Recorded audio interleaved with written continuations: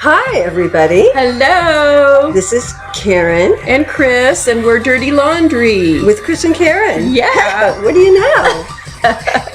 We have our names. Hope everybody's doing well out there. Yeah, this is the new theme song because we couldn't use our other theme song because then we would get sued, and since we don't have any money, it didn't seem actually, And Moby, you all know Moby, is kind enough to have a site for poor people like us.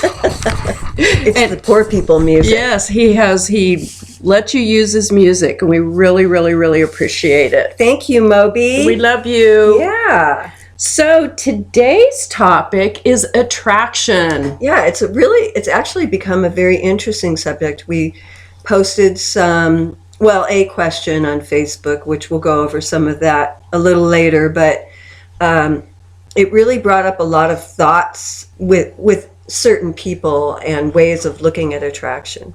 And it was really interesting. I just started asking people randomly too, and not just attraction between two people, but why are you attracted to this place? Why do you live here? Mm-hmm. Why are you attracted to what you do? Why are you attracted to your friends? There's all kinds of attraction. And yeah. I thought it was really, really interesting. Mm-hmm. And I think basically we've come up with one of the main things that we agree on is that it's energy. Yes. I think that's it's energy that we forget about energy in our lives. Mm-hmm. We forget that it is the propulsion for what we do. And that if we didn't have our eyesight, which some people don't have their eyesight, right, that we wouldn't use that. We would go more to the guts of who we are. Mm-hmm. But since we have our eyes and our ears, I think, don't always listen to that quote-unquote small voice, which really isn't very small at all. No, it's huge. Sometimes it screams and you just go, be quiet. And you go, shut up. Yeah.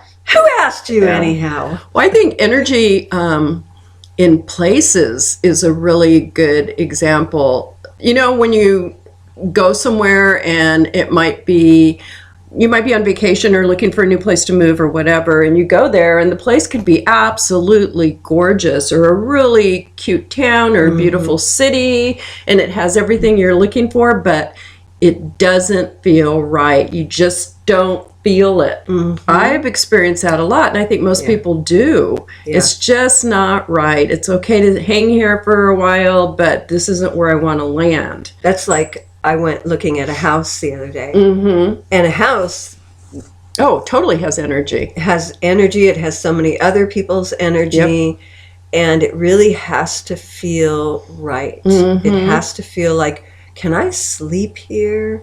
What am I going to feel like? And I've lived in houses where I got sick all the time. Sure. And or I would get depressed, and I start to think, God, I'm really very, what's the word when you get everything that you want? I don't know. What is it? The Rolling Spoiled. Oh, okay. I was going to say the Rolling Stones said you can't always get what you want. Spoiled. Okay. When I think about war-torn countries and people that live and there's not a tree in sight, and they live in these huts that are just canvas and dust, and I go, how dare you? Yeah. But I think that's different, because that's not by attraction. That's out of need. Yeah, that's true. Nobody would actually live there. No, not unless you were a nomadic tribe and you are attracted to the desert, or, that's their attraction. Yeah. I think. But Metallica, they said that wherever they lay their hat is their home. Well, there you go. Yeah. They have energy all over the world. They've got the money to have the energy. So, Karen, what attracts you to someone? And it doesn't necessarily have to be a partner. It could be a friend or just a person in general that you're attracted to before you even decide the other stuff. What initially attracts you to a person? I really am attracted to somebody who's just open, who doesn't have any airs, who speaks their mind, who isn't afraid of what I might think, and that they're just kind of free spirits. I like that about the people like you. I mean, when I met you, I knew I wanted to be your friend. Oh, Really, it was back at you, girlfriend. And when you said you love cactus, it's like, oh well, okay, There you go. yeah, there you go. But there are some people, and it is an interesting thing. Have you ever done this where you're with somebody and you really like them, but inside I'm going, this can only go so far. Yeah. There's something that's blocking a really deep friendship. Yeah, that's called then that person becomes an acquaintance. That's how I separate it personally. Yeah. It's like you like them, they're interesting, whatever, but after a while it's you can't open up. You can't open up. You don't see enough common thread. Yeah, and that is the thing, is how much can you open up with the person. That's really important. Because if I can't just spill my guts and show you what I'm feeling, then I don't have a close enough relationship. Right. And that has to do something with our energy. So what about you? I pretty much what you said about being able to open up and stuff, and someone who's going to listen to you and that you have common interests with. And it doesn't have to be a whole lot of stuff, just it could be just a couple of things. And with women, it's different, I think. I don't know, I'm not a guy, I can't speak, but what I see is, and come on guys, let me know if I'm wrong, I want to hear from you, please, that they have to have a thing that they do together. Yeah. So it could common, like going fishing. It could be sports. It could be all kinds of things. But they have to more tangible, I guess, is what I'm trying to say.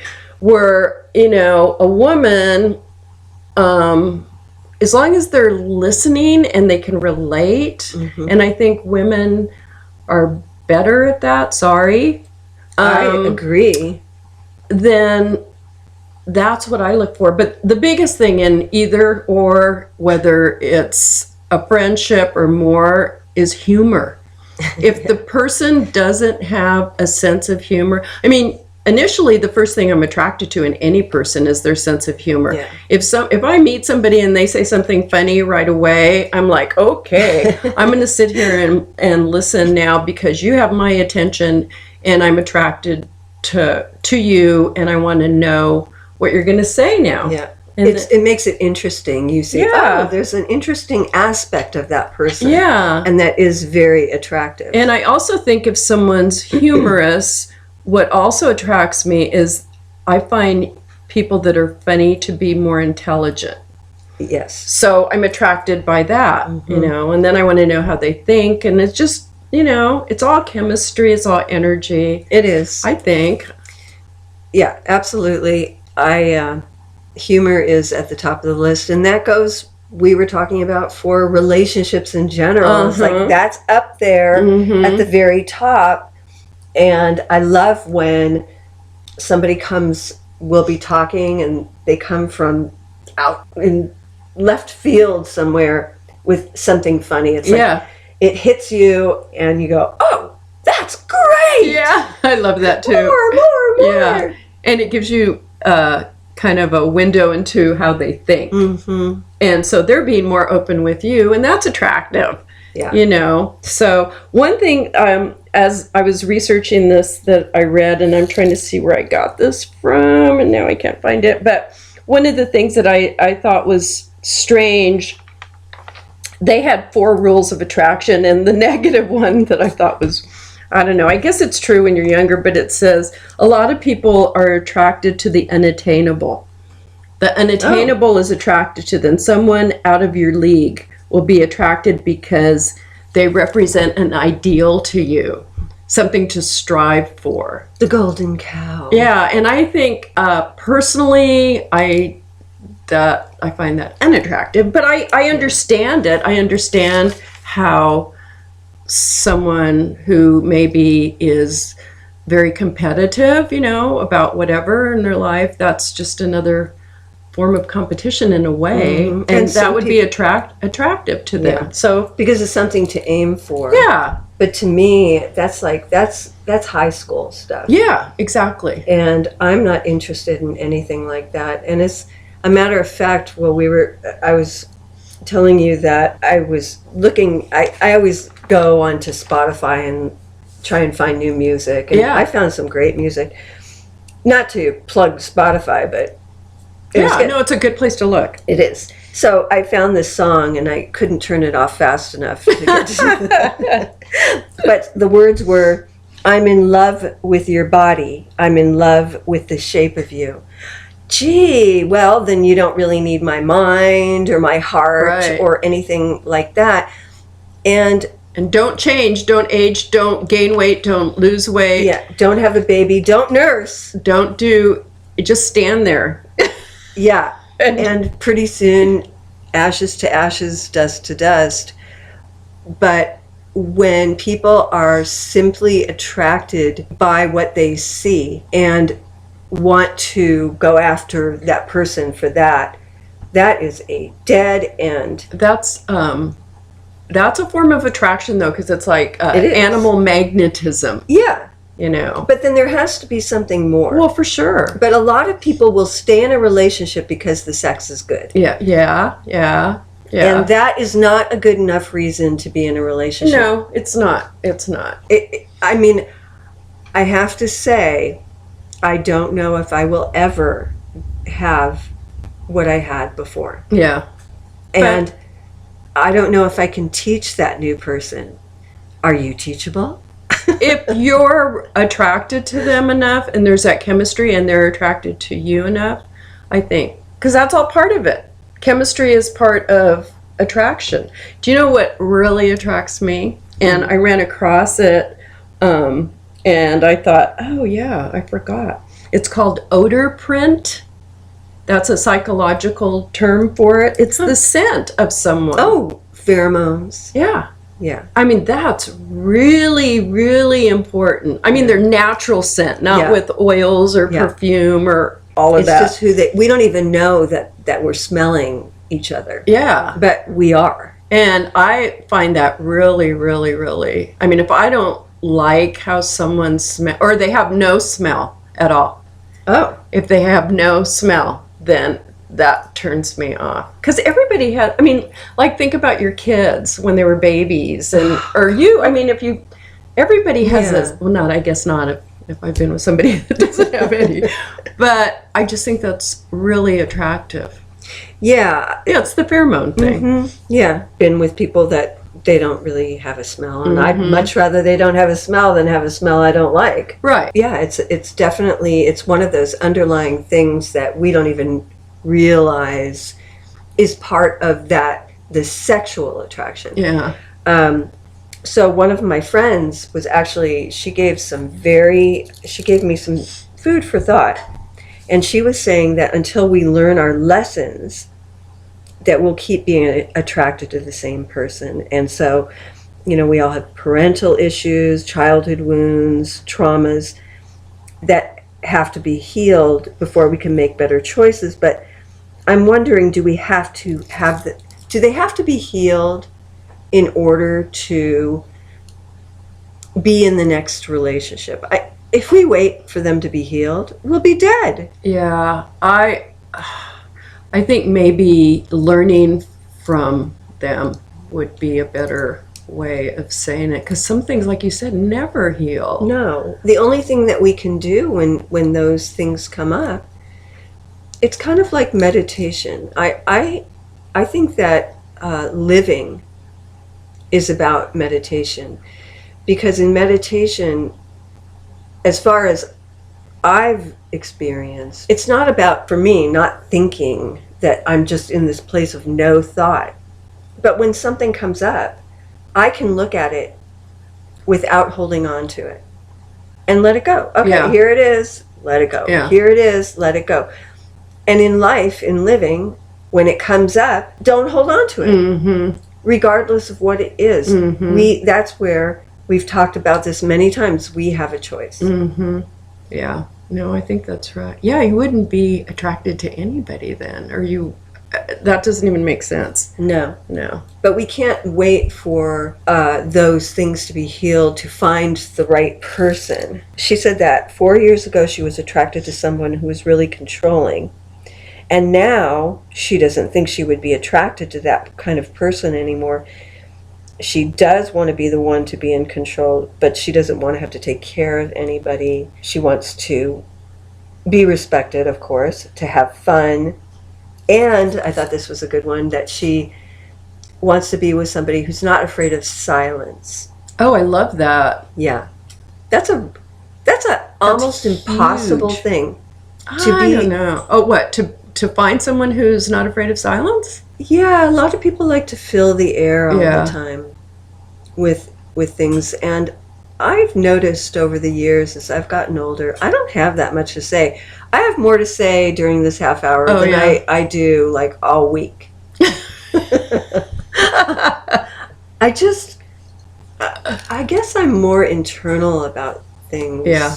Well, yeah, I spout off a lot, but I find that sometimes it's better just to not say anything because, number one, most people don't care what you have to say.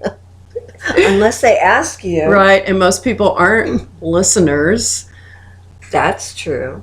So that's a whole other show, by the way. Because that is a really, really, really, really important subject. And if you're a listener, are you listening? People find it attractive. Well, I found this little list, and I got it from belief.net or net.com or something like Believe something. And they had a list of 6 things that they kind of compiled about what attracts people to each other. And the first one was how they treat others. So like say you're in a restaurant or something and the person is, it could be a friend or a romantic, whatever, that how they treat the waiter or the waitress. Are they kind? Are they polite? Yeah. I think that's huge. I think so too. I pay attention to that. If somebody doesn't say thank you, Yeah. or a waiter or waitress puts down water or their food or whatever, it's like, they're not your servant. I know. And then number 2 was a giver. And, you know, there's givers and takers, and it's nice to find somebody who can do both. And then people who sacrifice for others, and then keep their word. And the last one was ethics, like work ethics, dealing with others. And I think that's important too. I thought that was a good list. It is a good list. Yeah. Ethics, ethical. Yeah. Are you true to your word? And that's attractive. Mm-hmm. And that, again, those are part of the attraction towards another person. Mm-hmm. You know, if it's the person that whether you're it's looking for somebody or whatever. Platonic. And then somebody, a friend of ours, brought up a good point that sometimes they can feel a person before they actually walk in the room. Mm-hmm. And that's really powerful. Those are the things that I feel that we are out of touch with in our daily lives. They're kind of like our automatic pilot. They're our compass, and we take them for granted. Mm-hmm. But they really are the wheel and the rudder. They really do that unforeseen thing that it has no, you can't see it, Mm-hmm. you can't hear it, but it is the part that moves us and that leads us. Mm-hmm. We forget about that. Yeah. Yeah. I And that agree. is what brings us to where we are. Yeah. Like, how did you get to Florence? Yeah. How did you come to Florence? Yeah. How did I come to Florence? Yeah. I was searching out a place to move to that I felt positive energy. Mm-hmm. And I had lived on the coast before and liked this area. And so I came to spend some time, and I like it. Yeah. Yeah. Yeah, It was similar to us. We looked at a map and we said, we're going to follow the green. Mm-hmm. And it actually took a long time to like Florence, because Florence is one of those places. It's like there are a lot of people that just want everything to stay the same. That's everywhere, though. Yeah. Yeah. Well, if it took a long time, I'm surprised that you stayed. You must have felt We were something. trapped. Yeah. That'll work. That's funny, because I've lived in, a really beautiful place on the Caribbean, and I love tropical and all that, but I knew within 2 or 3 days of being there, and I knew it wasn't forever, it was less than a year, but I knew, and I told my partner the second or third day we were there, this is absolutely gorgeous, and, I'm glad I'm here, but I don't like the energy. Wow. So what did you feel? I mean, what was it that you felt? I can't even tell you. I just felt this isn't for me. It's like when I've been in places where I've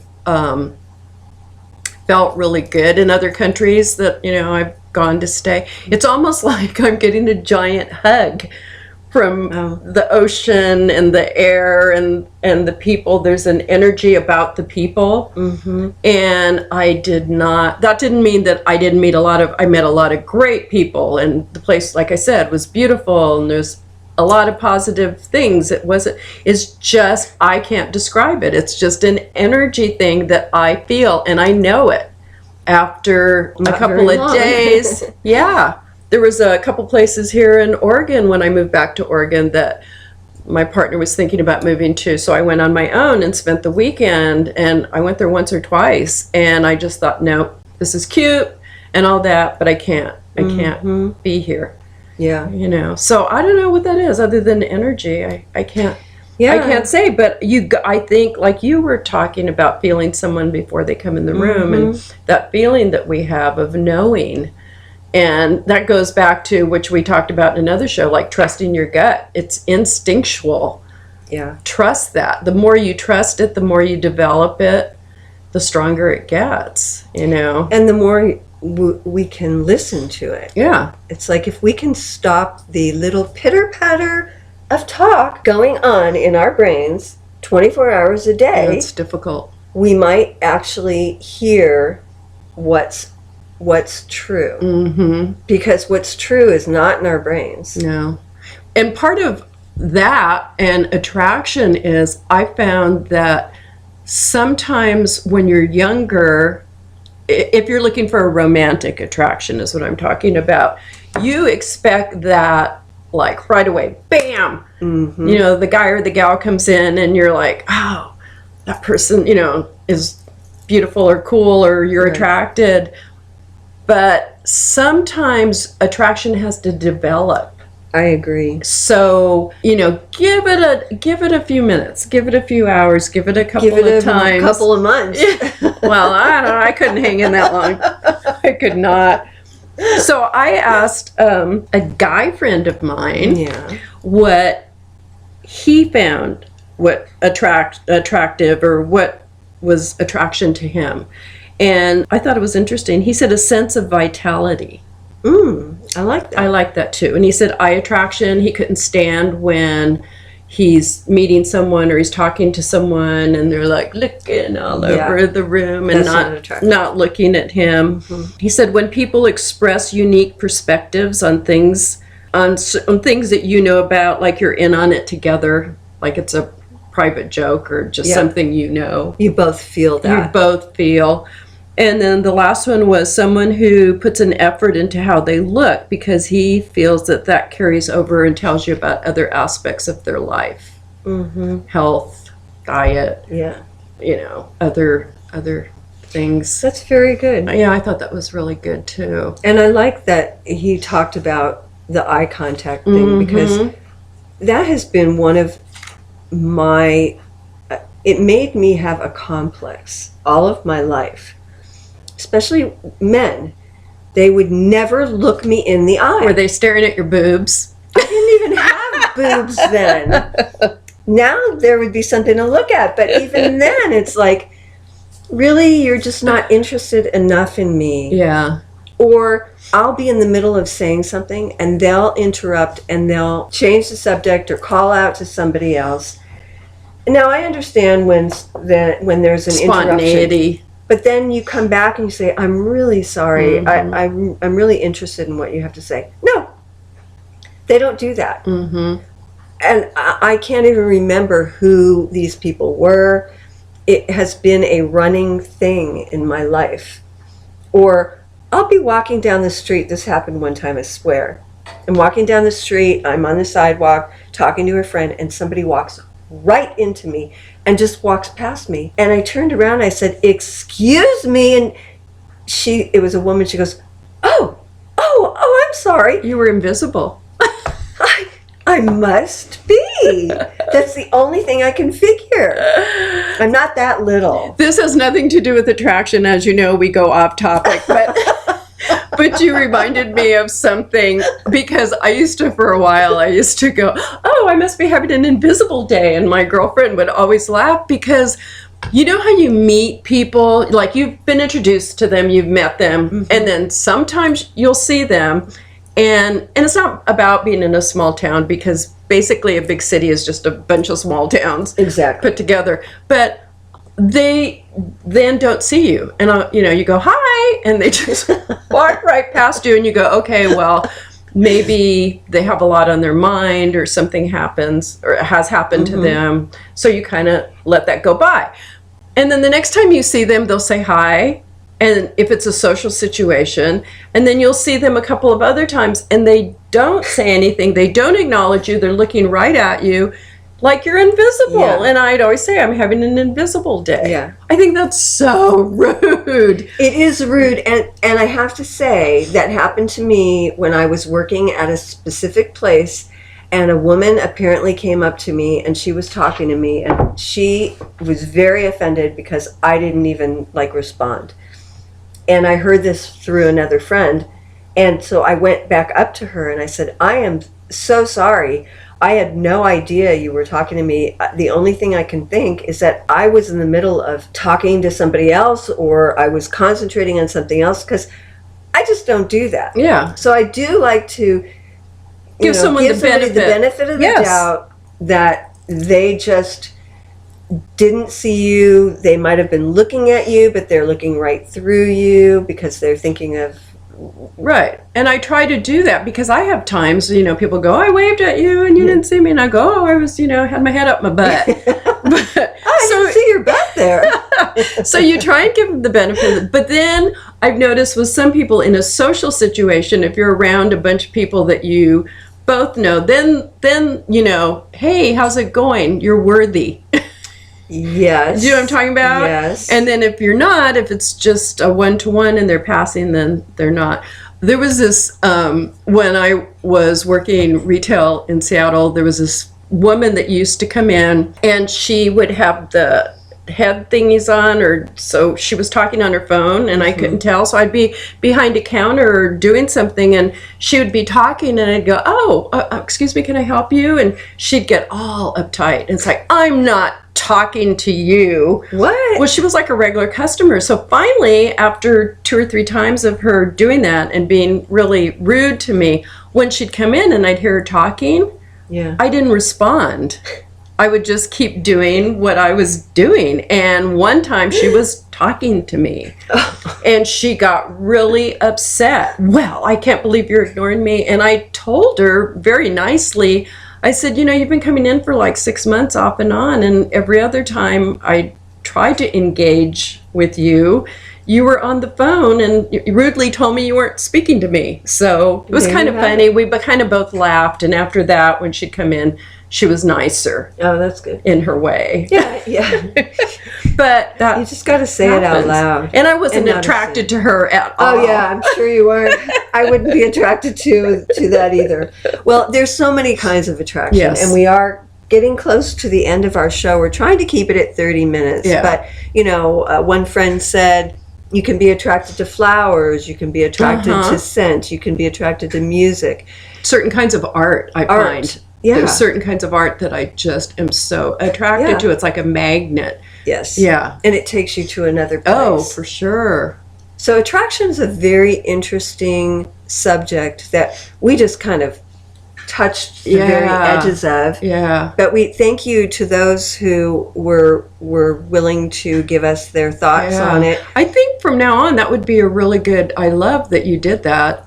Put the question on Facebook or wherever, since people aren't responding. We know you're busy, but we do rely on you to know if we're on the right track, and if what you're hearing is something that you enjoy, and we enjoy it. Yeah, for so sure. We're going to keep doing it, but we're having fun. Yeah. You know, one thing I just thought of, Karen, that we should briefly talk about is we had an email a while back. Sorry, we didn't talk about it last time.